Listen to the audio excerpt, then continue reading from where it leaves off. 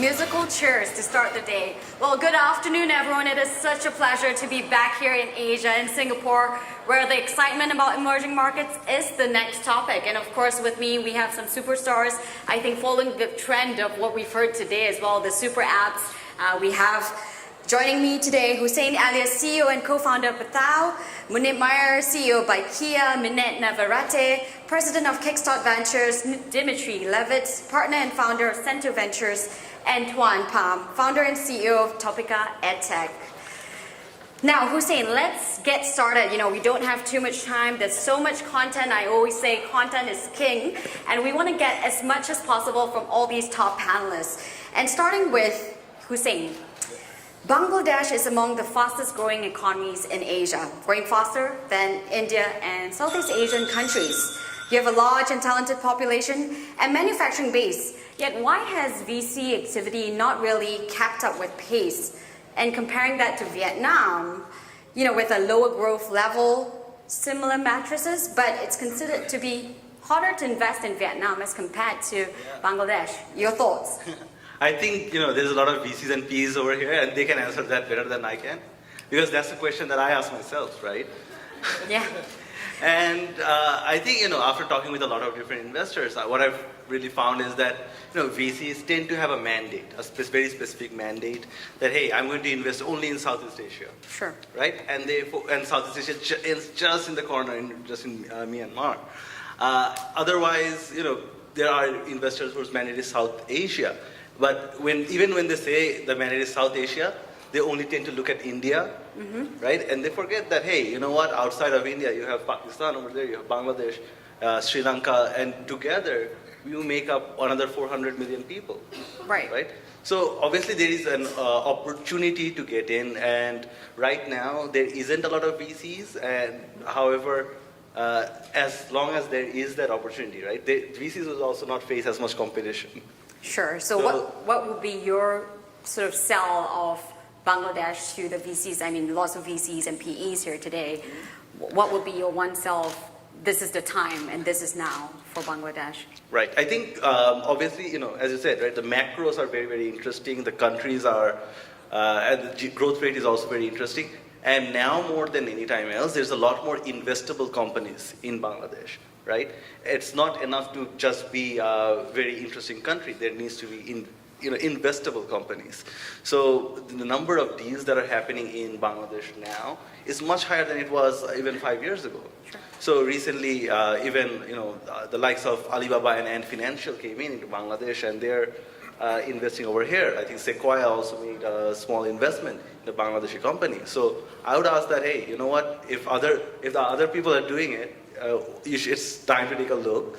And of course, you know, I think another problem is, you know, the country itself really did not do a good job at branding itself, right? Bangladesh as a country. So, you know, I've been talking to a lot of people over here, and people ask me, hey, you know what, what's the population of Bangladesh? And I said, that's 180 million people, and they're very surprised. They're like, oh, that's actually pretty big. So I would say that, hey, you know what? Just come into the country, just visit it, and you'll see that there is a lot of growth, there's a lot of development that's happening right now that you won't really see from the outside. Sure, thanks. And sort of diving a little bit deeper into your company, if you don't mind me pushing the dial a little bit. I hear that you've had a little bit of a rough patch in the last year. Fundraising troubles, I know you've had retrenching. Can you tell us a little bit more about what we can expect from Pathao, and what were some of the toughest lessons you learned as a founder here? Yeah, sure. I think I think the media tends to exaggerate. They would like to write whatever sells the most.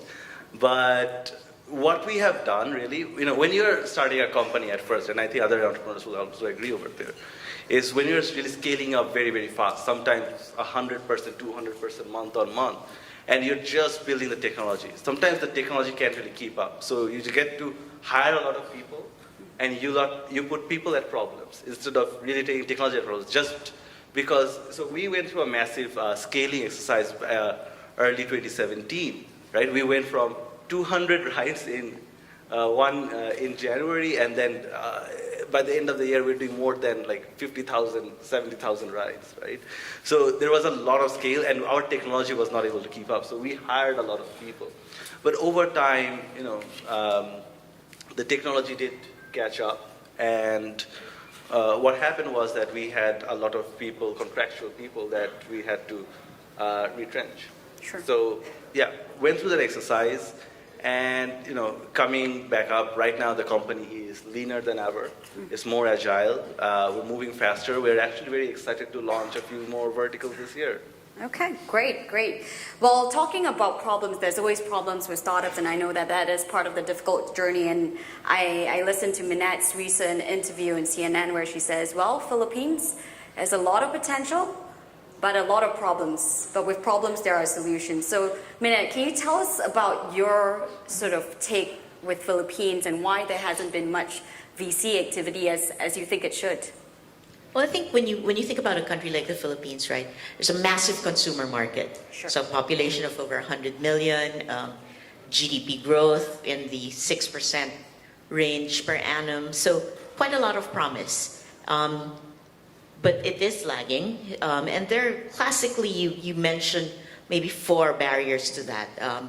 Capital availability, infrastructure availability, talent, obviously, and kind of financial sophistication. So we're a country of 5-7 million credit cards. So remember, it's 100 million population.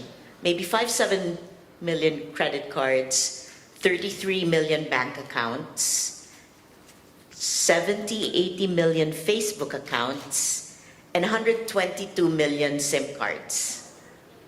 So what does it tell us? It tells us mobile first.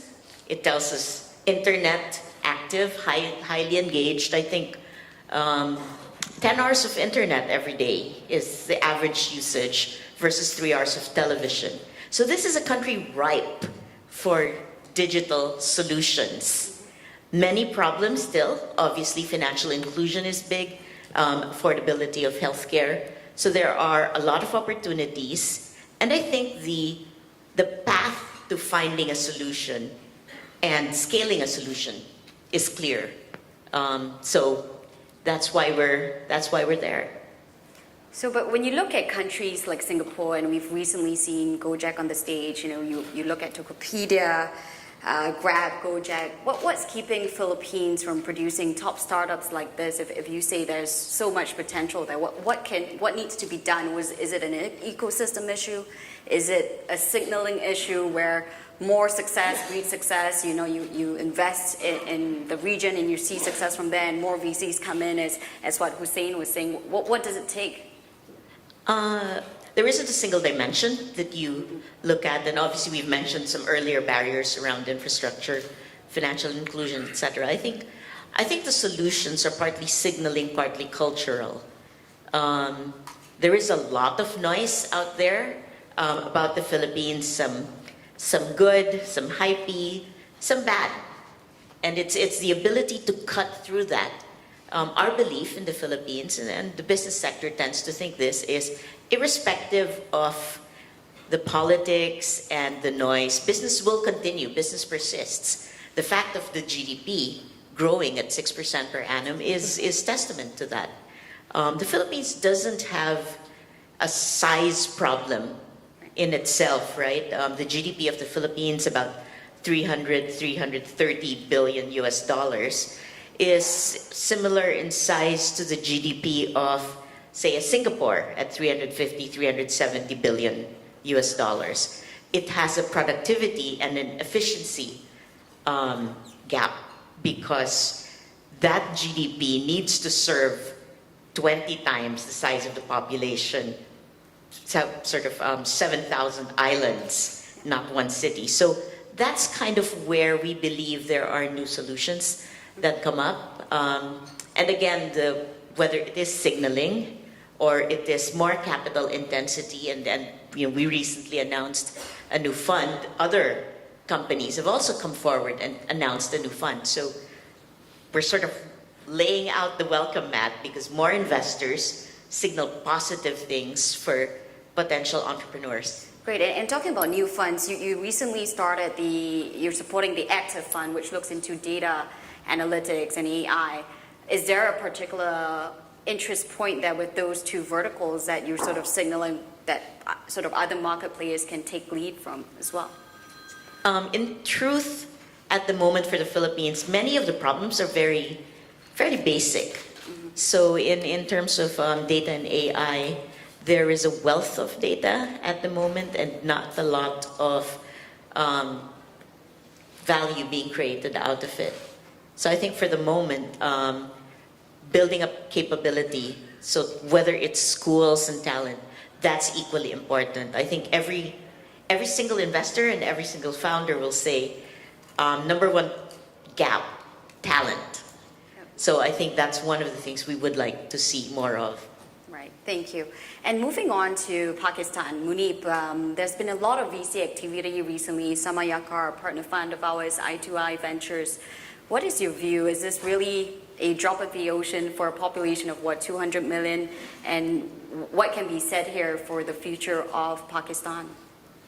Yeah, so I don't think most people recognize that Pakistan is the 5th most populous country in the world. In fact, after Indonesia, Pakistan is the most populous country. So we've got a lot of people. We just have, unfortunately, through the last couple of decades, we've had to fight wars, and so we've not seen investors invest, but, given the last 5 years or so of general peace and economic, uplift, we're seeing more and more money being deployed. And I'm very confident because, we do have talent. Like if anywhere in the world, for example, when you talk about software development, a chunk of that software development is outsourced from Pakistan, and hence we are able to build our own product, a product that competes with Uber, a product that allows us to win over Uber in the largest city in the country. So I think we have the opportunity. We just need to make the world realize that we will be, and after us, Nigeria and Bangladesh will be the next Indonesia. And it's the right time to start looking at us, because if you invest early, you get an opportunity that later stage investors won't. Right? So that's one thing.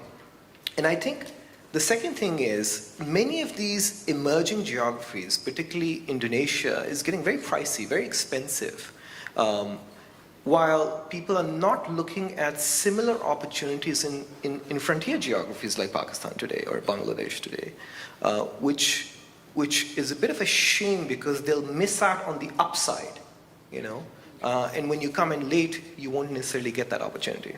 Right, and we talked a little bit about this earlier outside in the speakers room. Asia has a population of about 1.8 billion Muslims. And some investors are starting to look at Muslim tech as a real opportunity here. And Indonesia has been a classic case of where we've seen a lot of success here. How would you view Muslim tech in countries like Pakistan and in Bangladesh? So I'd like to reframe that question. I think because it's so early and nascent, we haven't had the opportunity to, or investors have not had the opportunity to deploy capital into niche categories like headscarves, for example. That opportunity hasn't come because there are so many other opportunities. Having said that, I'll give you our example. When we started building our product, we tried to have empathy for the driver base. And so the product, when we built the product going online, we changed that button to say Bismillah, which means in the name of God, And that allows people to think that they're actually going to do something noble, right? When the app starts up, it says, in the local language and a hybrid of Arabic that, every step is a progress to my prosperity. And so we've localized that way. We also, for example, when we insure things, we make sure we communicate that it's Islamic inspired insurance. So I think we're doing a lot of that because you have to build affinity with your demographic. Without that, there would be no difference between us and, for example, Uber. And that's one of the reasons why in our category, Uber is non-existent in the largest city in the country, Karachi. We're a leader there because people just don't get that product. We've localized it. Another way of localization is that you build a catalog experience. So I think localization is perhaps the right word, Right. not necessarily. Looking at it from a sort of religious point of view. Exactly. Right. And it's interesting that you bring up Uber and how Uber has moved on to become, as we saw earlier with the talk, a super app. Both of you, Hussain, Muneeb, are sort of fashioning yourselves to be more than ride-hailing, but really being the buddy to your consumer. So if you want to buy something, you want to do something, you think about your products. But yet, Gojek, unfortunately, has received a lot of criticism for the work that they're doing. How much of this has actually influenced the way you're charting your journey? Maybe Muneeb, we'll start with you and then Hussain. Yeah, so, the good thing is we can travel to all of Southeast Asia and, for that matter, the West as well, and China, to learn what these products are doing better and what they're not necessarily succeeding at. So we have the opportunity to see the successes and watch what they're doing well and replicate and copy. And we recognized very early on that because we would be starved for capital, and we have been starved for capital up until recently, we really try to run a very, very efficient business. In fact, I think it's very surprising when we tell investors that we are near break-even in ride sharing on the motorbike category in our largest city, which is Karachi, which is 80% of the business. And that's unheard of, for example. You can't say that in Jakarta, right? So I think we watch and learn and try to do things a tad better, knowing that we won't have access to that capital. Right. Hussain, your thoughts? Yeah, I think we have this tool called time travel, right? And so we tend to say, right, that technology leapfrogs. But I also think that business models have the ability to leapfrog. Mm-hmm. So we have to, we in Bangladesh in 2019 is not Jakarta in 2015 or New York or USA in 2012, right? Our biggest competitor, again, Uber, right? They are public, right? And they have this mandate to be profitable, right? At least break even. So there isn't a lot of price war that actually happens at the end of the day in a country like Bangladesh, okay. Right? Just because the business environment has also changed, right? Business environment 5 years ago, business environment in Singapore or Indonesia might have been different, but in Bangladesh it's otherwise. The other thing over here I would like to say is that we have also we also run a very efficient ship, right? In ride sharing, in food delivery, we also tend to make a lot more money just because we came in earlier and we built our product and take for the localized solution. So yeah, I think the business environment does play a key role, right? It's only competitive as long as the other player is also throwing in money. If the other player does not throw in money, then you don't need to throw in money. Right. So, but how much of what the experiences of Grab, Gojek, the criticism that they've received has really influenced some of the choices that you've made? Is there, you talk about learning by example and having that benefit. Have you had a specific thought in terms of, okay, this vertical has not worked for this group, perhaps we should reconsider that? Has that been a way of strategy for you? Yeah, so one learning that we got was that when I went to Jakarta, one of the things I realized is that some drivers were just on the platform, not for the bonus, but for some incremental money. Mm-hmm. So we went back and converted 75% of our fleet to complete part-timers, so we don't have to pay a bonus to most of them, And we opened our driver app for anyone to install and automated the journey of onboarding to really change the value proposition. This is not a product that you have to splurge money on, that you can make a windfall of money from. This is a product that you can make incremental money on, and you can work whenever you want. So I think you have to go and learn what is working and what is not working, and figure out which you can make work for yourself. I think, and I'll also take that answer, Jay, and add that we also did not really spend a lot on, this is the subsidies, right, where it really comes back to it. However, we focused on building a brand, a strong brand that makes the consumers come in.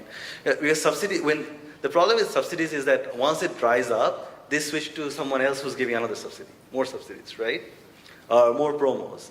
So we focus on not just building a promo elastic user base, but building a user base that's loyal to a brand, and that has worked wonders for us. Right. All right, thank you. Well, now moving into a big picture question. Sure. Our big man on stage, Dmitry. With unicorns like Traveloka, Gojek, that are moving into new verticals, what are your thoughts in terms of the encroachment of these big players sucking up the capital and sort of putting startups in those verticals in the localized countries and localized markets in really succeeding? Is there that sort of trend where, okay, I'm a VC, I'm going to make the big bet on those that have done really well, but that means that I'm not going to cut the smaller checks for those that are in the same vertical? What are your thoughts there? It's been happening, even though I wouldn't necessarily put it into the same terms as encroachment and the removal of oxygen from the room. But it is a pretty established playbook. In Southeast Asia, I think it was obviously always present in PE. In digital space, it was pioneered by the darker and the more ancient iteration of Rocket Internet. These guys were fantastic at putting out press releases in every market saying, we've raised more money than you ever have, and we'll raise more money than you ever will, and therefore surrender. And all that happened was 50 competitors popped up in every vertical they entered. So SoftBank is also now learning that in practice. And for every grab, Gojek rises. And that happens even in business models where the best funded player wins. And then there is the term that you used, space, which is also a bit complicated. What is food delivery space? There is not just a business model of delivering food. There is also the cloud kitchens, and there is the supplies, and there is the working capital, and there is hardware for restaurants, and there are coordination of logistics systems.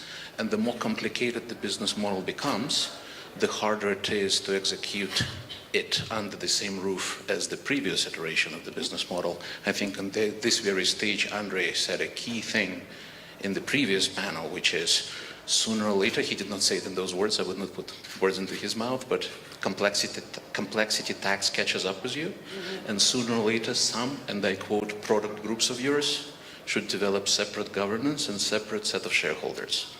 So even after entering 5, 6, 7, 10 spaces, there's already strain on the structure. So I don't think we can expect these companies to, as you put it, encroach into 50 different sectors. But then let's see how this whole thing plays out when the cycle goes down.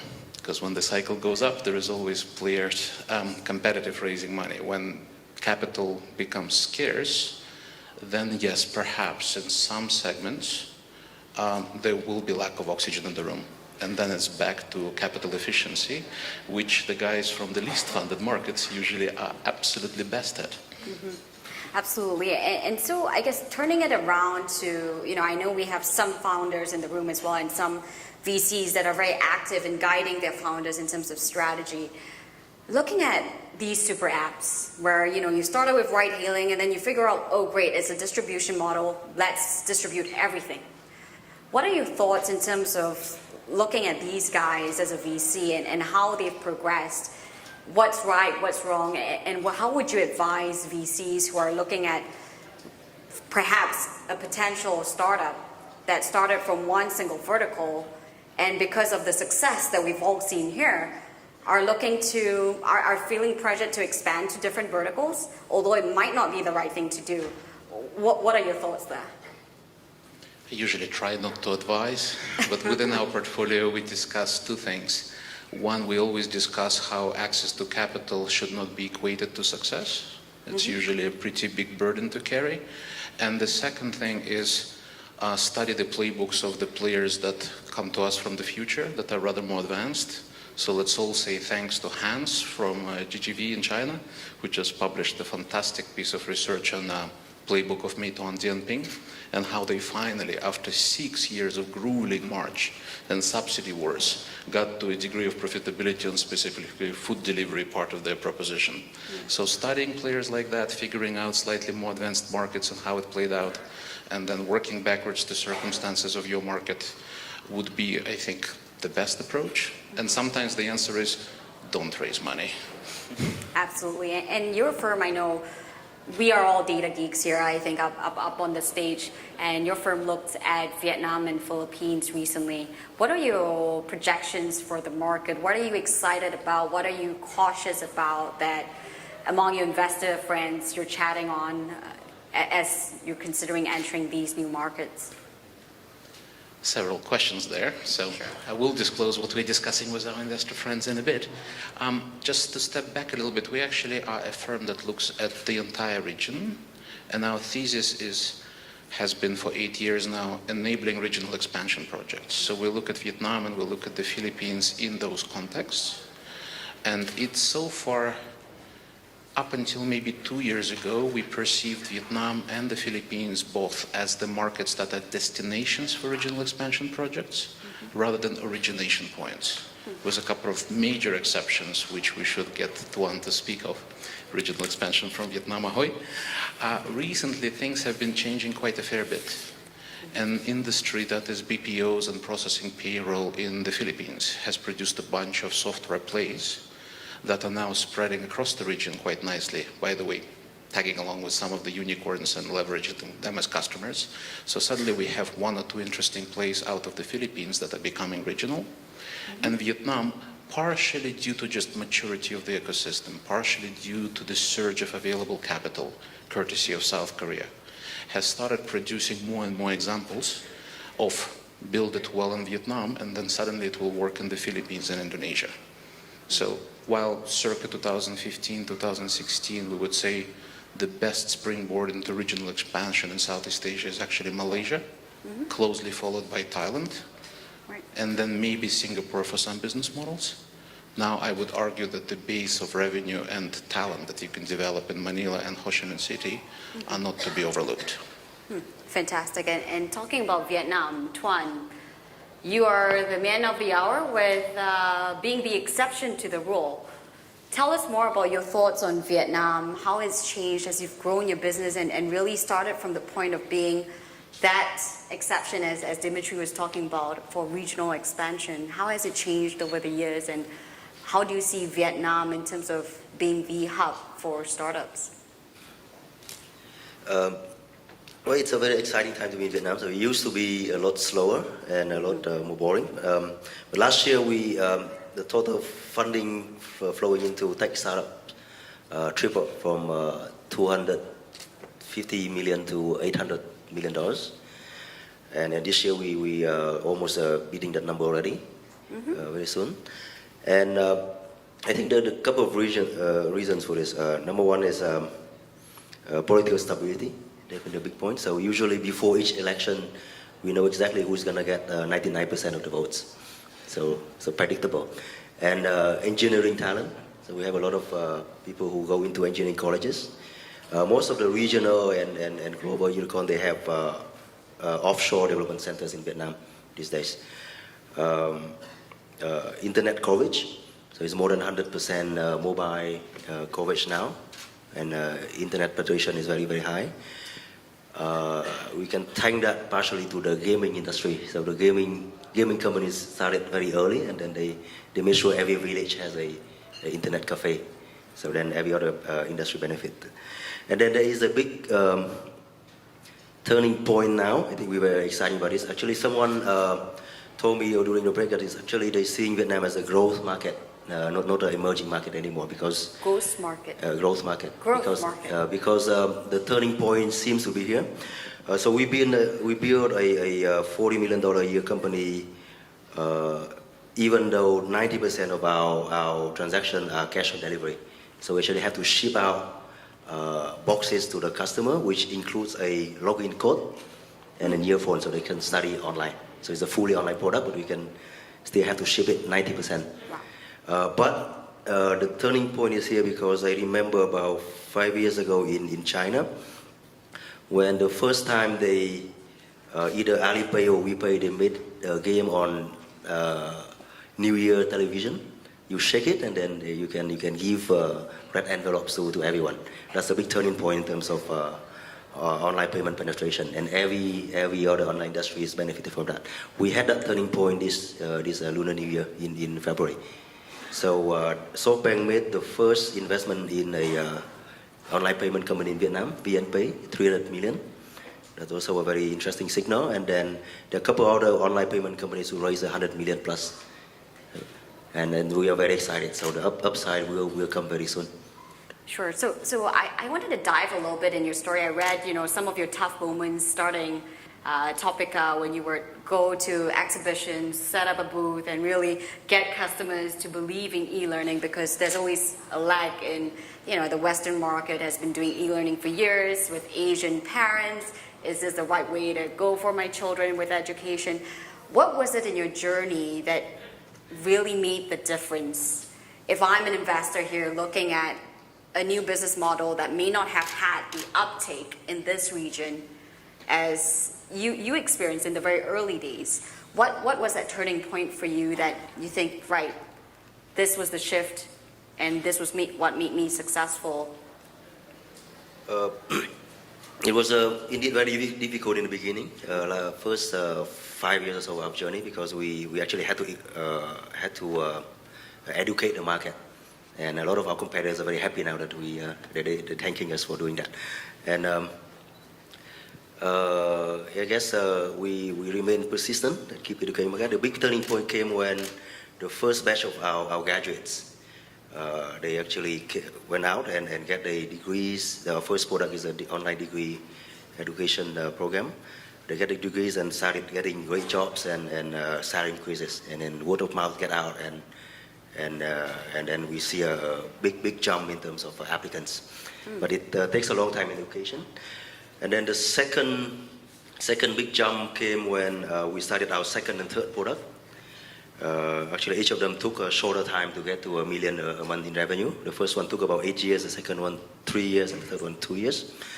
About the time we started the second product, online education became mainstream. So all these great players in the US like Coursera, Udacity, they started having a lot of great press coverage. So people started accepting that learning online is a valid thing, a good way to learn new skills. And I guess the third wave is coming soon with all this online payment infrastructure and delivery. Right, and looking at sort of the way that things have changed for Vietnam over the years, I think the most interesting thing that's happening right now is the fact that trade tensions with China has really shifted a lot of manufacturing into places like Vietnam. Do you see this being a key attraction factor for a lot of fund managers to be looking at, hey, this could be a B2B setup, and that Vietnam is very much more attractive than it was before because of this trade tension?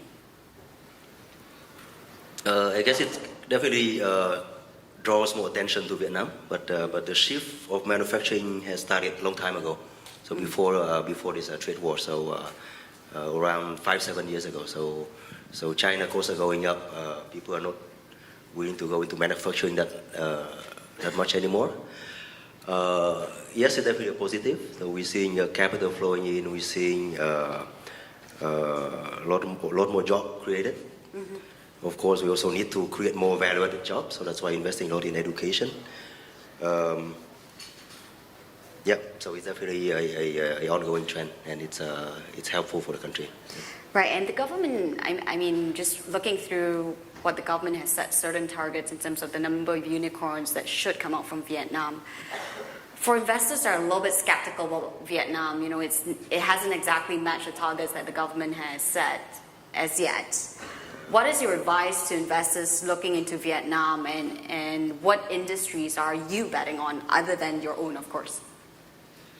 We have one so far, VNG. Yeah. We have, I think it's two. So VNPay, the And SoftBank VNPay, Investee yeah. probably is already one. We have a second batch of about 4 or 5. Hopefully we'll see among one of them who have done well, either well domestically or have expanded regionally. So we, for example, for us, our case, it's 30% of our revenue coming from Thailand. And we have a third batch of smaller companies, but they expanded regionally very early. So cross-border commerce, ride-hailing, some ride-hailing company expanded into Myanmar quite early. So so these are the interesting players to watch, and they all growing very fast. They all raising, have a great access to capital and great products. Great. All right. And we only have a couple of minutes. So what I want to do is I want to do a quick rapid fire around the panel, starting with Minette. What are your thoughts for an investor looking into your country? What is your bet for Philippines, and what is the criterion, so sort of thinking about the thesis, invest in Philippines now, so long this ABC criterion is met, and in these industries, what are your thoughts? I think maybe I'll start out by saying there are not, thousands of startups in the Philippines, but there are a few very good original ones, some, as Dmitry mentioned, who've started to go out and are serving 5, 7, 20 other markets. So look for the gems. It is worth finding the needle in the haystack. And a lot of that has to do with understanding that there are more commonalities across markets rather than differences. And the startups that can understand that there are more commonalities are the ones who are able to scale and expand outside Philippine shores.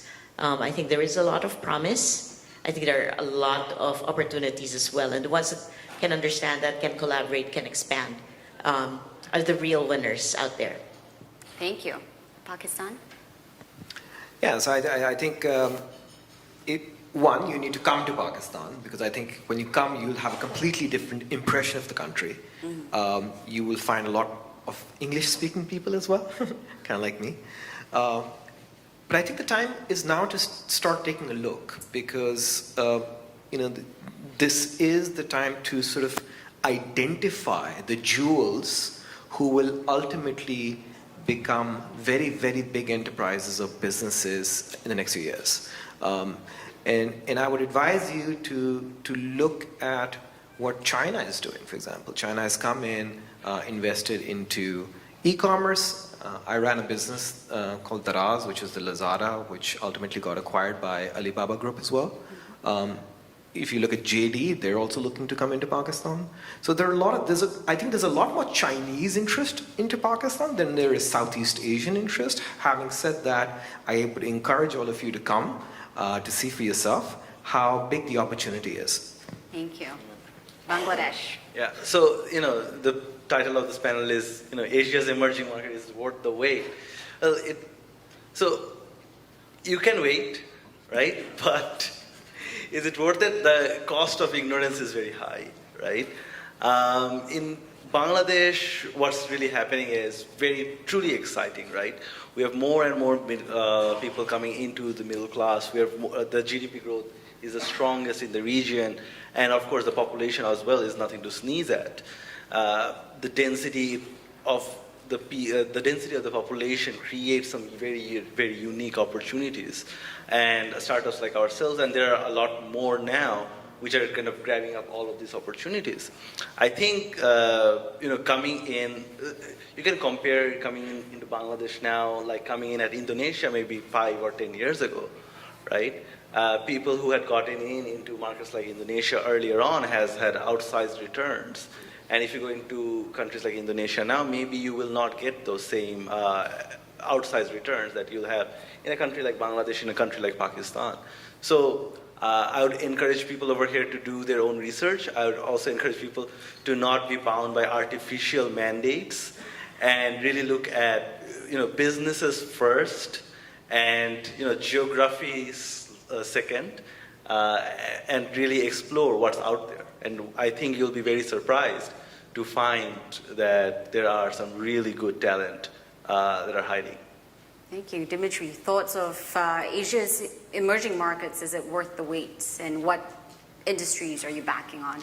I'll say exactly the same thing you just said, but in the opposite way. Okay. I would suggest that it's worth exactly what you said, not really over-focusing on any particular geography, or for that matter trend, or for that matter buzzword.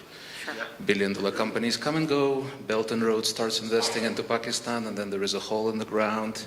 Vietnam is hot right now, but remember 2008? Indonesia was a terrible idea in 2013 and very hot in 2016. It all doesn't matter. Through the cycle and through the next cycle, it's inexorable rise of a whole bunch of economies in a population pool of 700 to 800 mil, depending on how you count it. And one has to be A, very patient, so yeah, worth the wait. And secondly, a little bit distrustful. So building a company or business that depends on 3, 4, 5 different geographies. So if one of them happens to self-immolate, the other 4 still function, would be a good approach to this part of the world from my limited experience, speaking as a foreigner. Thank you. Thank you. And we do have time for one question from the audience. So can I have hands up for this exciting topic? I see someone in the back there. Yes. Actually, if I'm allowed, I would ask for audience, not the panel. Sure. Hands up for who actually has been to Pakistan and Bangladesh, and maybe in the last 5 years, Myanmar. Hands up. So who has been to Pakistan and Bangladesh in the last 5 years, and maybe Myanmar? Good, good. It's more than I thought. Yeah, yeah. Any other questions? We do have time for one last question before time is really, really up. No? All right. Well, then, thank you very much to everyone. You know, it's always a pleasure to have some really great panelists on stage for an important topic.